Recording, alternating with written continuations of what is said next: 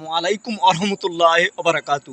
কখনো ধন সম্পদ এবং ছেলে মেয়েকে নিয়ে অহংকার করবেন না। ধন সম্পদ এখন আছে, কখন আবার থাকবে না।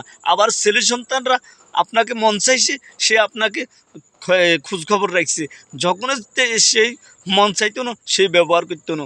শুধু আবু লাহাবের দিকে তাকাইয়ে থাকেন। আবু লাহাবের ধন সম্পদের অহংকার করছে, কিন্তু আবু লাহাবের এই গায়ের মধ্যে সামান্য বসন্ত রোগ হয়েছে, কিন্তু বসন্ত রোগ হওয়ার পরে আবু লাহাবের দিকে তার ছেলে সন্তানে আর খেয়াল করে নয়। কিন্তু আবু লাহাব এই বসন্ত রোগের যন্ত্রণা সেই কিন্তু মারা গেছে।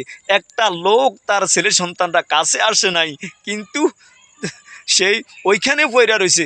কিন্তু ভাইয়ারা, ধন সম্পদ দিয়ে কী হবে? ধন সম্পদ দুনিয়ার সম্পদ দুনিয়াইতে থাকে যাইব। সম্পদের অহংকার করি লাভ হইতো না, ছেলে সন্তানের অহংকার করি লাভ হইতো না। শুধু আপনার লাভ হইবে এইটাই, যদি আপনার দুনিয়াইতে যদি সেজদা দেন এবং এবাদত করেন, তাহলে আপনার লাভ হবে।